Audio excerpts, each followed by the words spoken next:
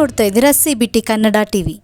ಮೂರನೇ ಬಾರಿ ಪ್ರಧಾನಮಂತ್ರಿಯಾಗಿ ನರೇಂದ್ರ ಮೋದಿ ಅಧಿಕಾರ ಸ್ವೀಕಾರ ಹಿನ್ನೆಲೆ ಮದ್ದೂರು ಪಟ್ಟಣದಲ್ಲಿ ಬಿಜೆಪಿ ಜೆಡಿಎಸ್ ಕಾರ್ಯಕರ್ತರು ಸಂಭ್ರಮಾಚರಣೆ. ಮದ್ದೂರು ಪಟ್ಟಣ ಟಿವಿ ವೃತ್ತದಲ್ಲಿ ಪಟಾಕಿ ಸಿಡಿಸಿ ಸಂಭ್ರಮಾಚರಣೆ. ಬಿಜೆಪಿ ಮುಖಂಡ SP ಸ್ವಾಮಿ ನೇತೃತ್ವದಲ್ಲಿ ಸಂಭ್ರಮ. ಪಟಾಕಿ ಸಿಡಿಸಿ ಸಿಹಿ ಹಂಚಿ ಜೈಕಾರ ಕೂಗಿ ಸಂಭ್ರಮ ಆಚರಿಸಲಾಯಿತು.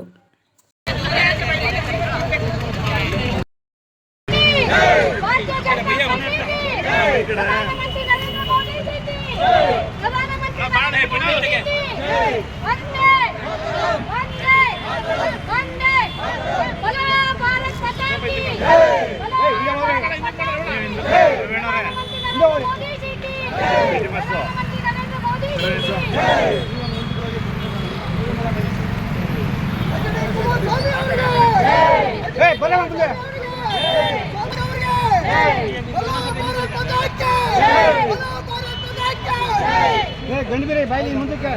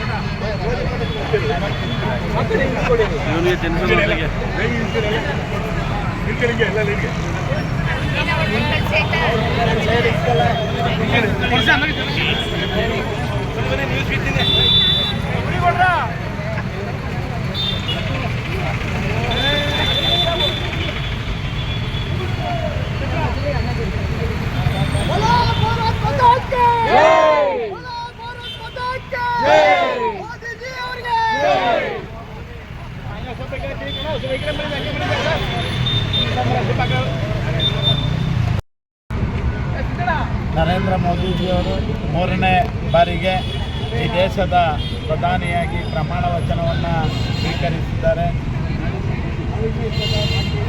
ಜೊತೆಯಲ್ಲಿ ನಮ್ಮ ಜಿಲ್ಲೆಯ ಮಾಜಿ ಮುಖ್ಯಮಂತ್ರಿಗಳು ಈ ಸಾಲಿ ಅತಿ ಹೆಚ್ಚು ಬಹುಮತದಿಂದ ನಮ್ಮ ಜಿಲ್ಲೆಯ ಲೋಕಸಭಾ ಸದಸ್ಯರಾಗಿ ಆಯ್ಕೆಯಾಗಿ ನಿನ್ನೆ ದಿವಸ ಕ್ಯಾಬಿನೆಟ್ ದರ್ಜೆಯ ಮಂತ್ರಿಯ ಅವಕಾಶವನ್ನು ಮೋದಿಜಿಯವರು ಕೊಟ್ಟಿದ್ದಾರೆ. ಇವತ್ತು ಆ ಸಂದರ್ಭವನ್ನು ನನ್ನ ತಾಲೂಕಿನ